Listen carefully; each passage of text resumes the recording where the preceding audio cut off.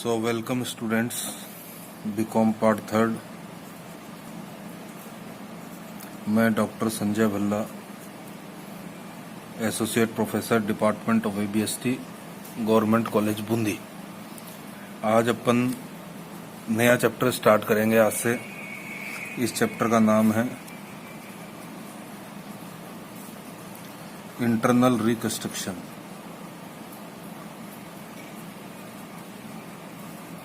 Internal reconstruction of companies, कंपनियों का आंतरिक पुनर्निर्माण। Part first.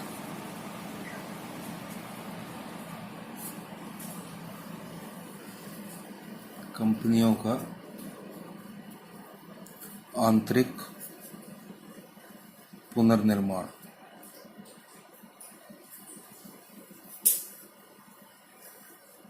इम्पोर्टेंट चैप्टर है। क्वेश्चन इसमें प्राय करके पूछा जाता है एग्ज़ाम में इस चैप्टर में से। इस चैप्टर को आप शुरू से पूरे लेक्चर, वीडियो लेक्चर आप शुरुआत से सुनते जाइएगा, बड़े ध्यान से सुनते जाइएगा। ये सारा चैप्टर आपको एक एक एंट्री समझ में आती जाएगी। चलिए अपन इसको स्टार्ट करते हैं इस चैप्टर को। पहले तो इस आंतरिक पुनर्निर्माण का मतलब समझिए। इंटरनल रिकंस्ट्रक्शन का मतलब क्या है? कंपनी एक कृत्रिम व्यक्ति होती है।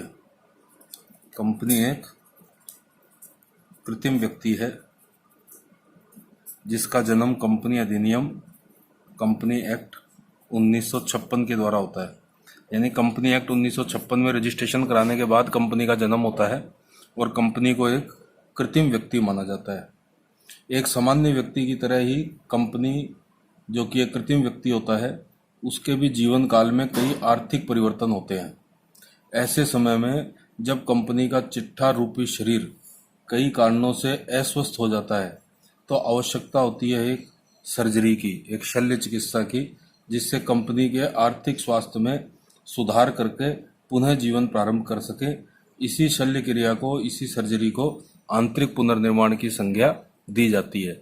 यानी कंपनी के जीवन काल में, जो कि एक कृत्रिम व्यक्ति है, एक प्रकार की सर्जरी हो रही है। ये जैसे एक सामान्य व्यक्ति का जो बीमार हो जाता है तो उसकी सर्जरी की जाती है जिससे कि उसका जीवन वापस से पटरी पे आ पाए।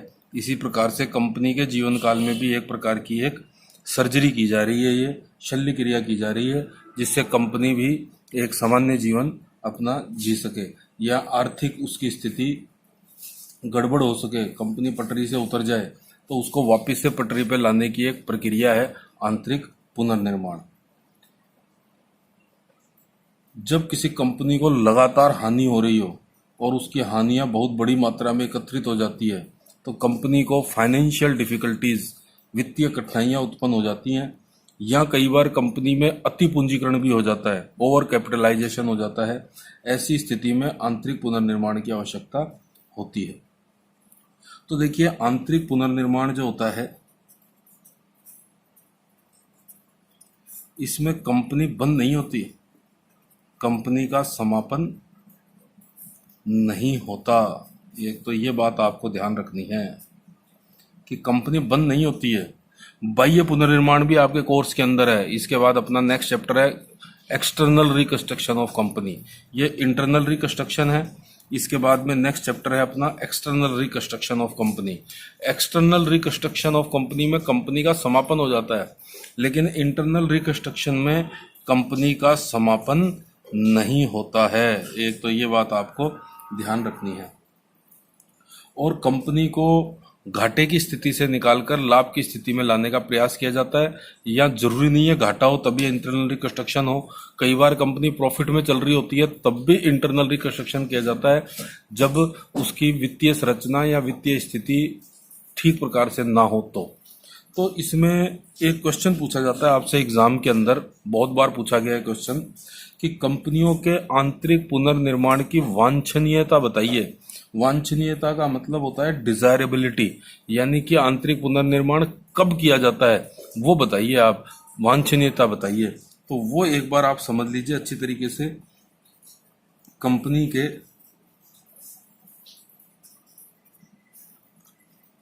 आंतरिक पुनर्निर्माण कि वांछनीयता, वांछनीयता का मतलब कब किया जाता है, आंतरिक पुनर्निर्माण कब डिजायरेबल होता है, कब किया जाता है, ये क्वेश्चन एग्जाम में पूछा जाता है। तो देखिए, एक स्थिति तो ये है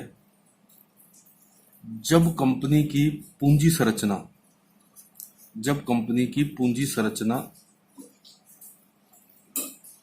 अत्यधिक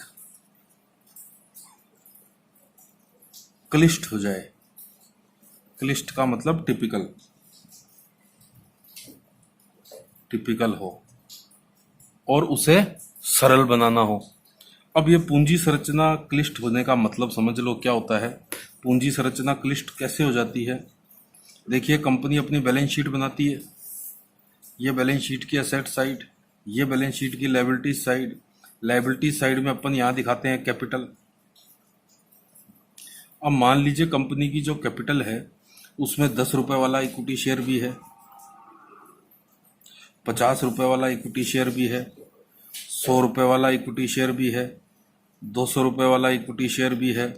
ये 10 रुपए वाला इक्विटी शेयर 8 रुपए पे डप है, ये शेयर 40 रुपए पे डप है, ये शेयर 80 रुपए पे डप है, ये शेयर फुल्ली पे डप है। ये पूंजी संरचना है कंपनी की।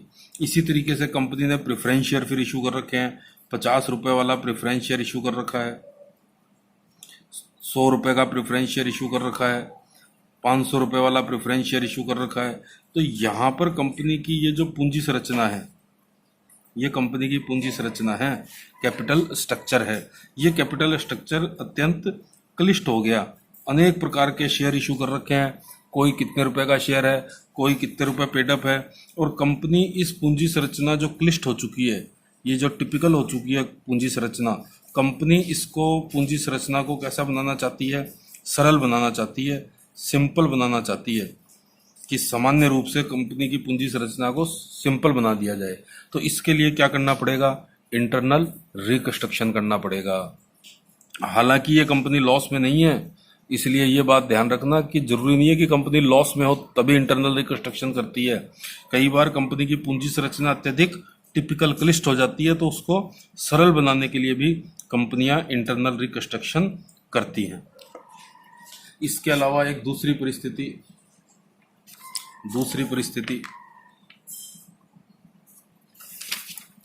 परिस्थिति जब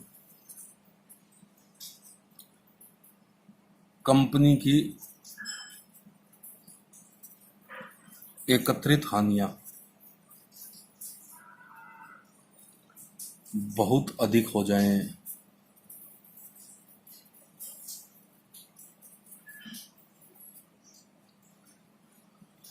देखिए, अब यहां पर स्थिति ये आ गई कि कंपनी के लॉस हो रहे हैं, हानि हो रही है कंपनी को, और हानि एक वर्ष से नहीं हो रही, कई वर्षों से हो रही है। इसलिए हानियां क्या हो गई?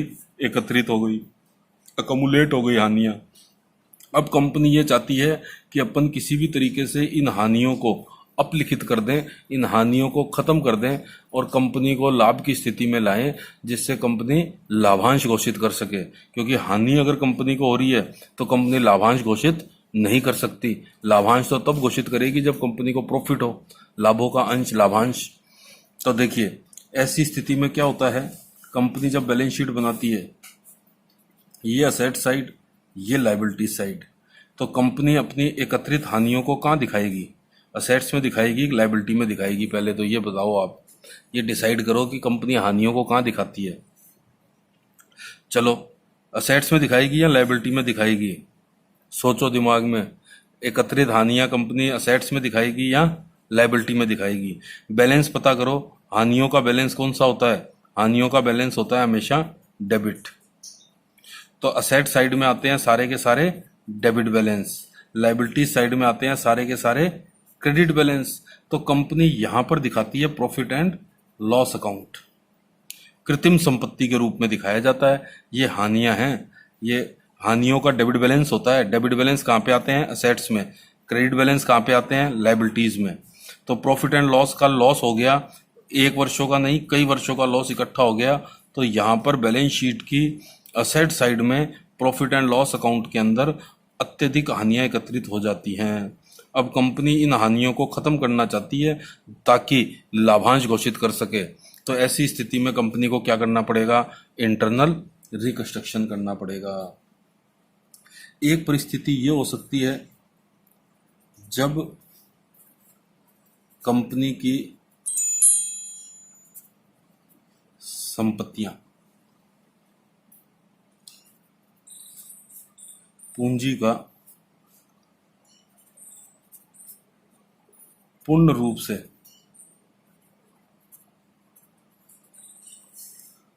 प्रतिनिधित्व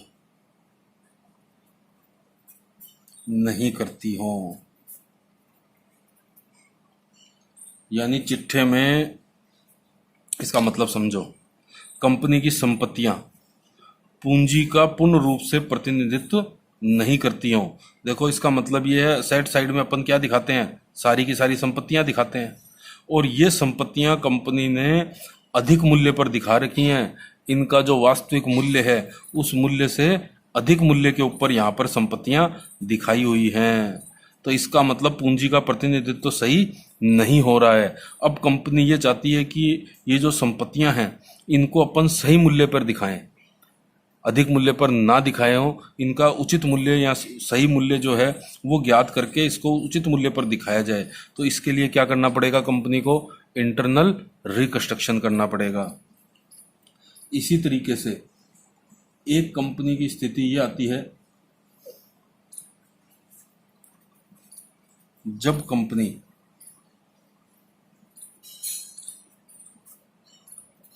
अंशों के अंकित मूल्य में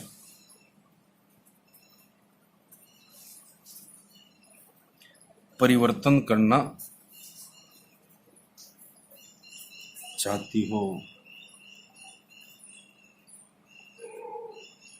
इसका मतलब समझो, जब कंपनी अंशों के अंकित मूल्य में परिवर्तन करना चाहती हो। इसका मतलब देखो, अभी मैंने आपको यहाँ पर बताया था कंपनी की पूंजी संरचना में देखो 10 रुपये का शेयर भी है, 50 रुपये का भी है, 100 रुपये का भी है, 200 रुपये का भी इक्विटी शेयर है।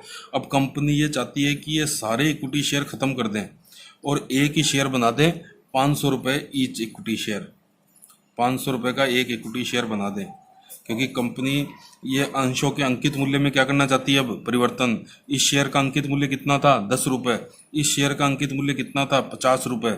इस शेयर का अंकित मूल्य कितना था? 100 रुपये। इस शेयर का अंकित मूल्य कितना था? 200 रुपये। अब कंपनी चाहती है कि इन सभी अंशों का अंकित मूल्य बराबर कर दिया जाए, एक शेयर 500 रुपये का बना दिया जाए। तो अब ऐसी स्थिति के लिए कंपनी को अब क्या करना पड़ेगा? अंशों के अंकित मूल्य में परिवर्तन करना पड़ेगा, और उस परिवर्तन करने के लिए कंपनी को क्या करना पड़ेगा? इंटरनल रिकंस्ट्रक्शन करना पड़ेगा। और एक लास्ट परिस्थिति ये होती है कि जब कंपनी की समता अंश पूंजी, इक्विटी शेयर कैपिटल एवं स्थिर लागत पूंजी के मध्य संबंध उचित ना हो। अब इसका मतलब समझो क्या है, किसके बीच में संबंध की बात कर रहे हैं? एक तो समतांश पूंजी, समतांश पूंजी आप जानते हो इक्विटी शेयर कैपिटल, और एक स्थिर लागत वाली पूंजी। स्थिर लागत वाली पूंजी क्या होती है ये समझ लो। स्थिर लागत का मतलब होता है ऐसी पूंजी जिस पे फिक्स कॉस्ट आ रही है। फिक्स्ड कॉस्ट किस पे आती है? फिक्स्ड कॉस्ट आती है या तो प्रेफरेंस शेयर पे, क्योंकि प्रेफरेंस शेयर के आगे आपको पता है रेट लिखी होती है, 10% वाले प्रेफरेंस शेयर या 15% वाले प्रेफरेंस शेयर। तो ये रेट क्या है? डिविडेंड की रेट है, और ये फिक्स रेट है। कंपनी को लाभ कम हो चाहे ज़्यादा हो, इनको डिविडेंड कितना देना पड़ेगा? 10%। तो इसकी प्रेफरेंस शेयर की लागत कैसी हो गई? स्थिर लागत हो गई।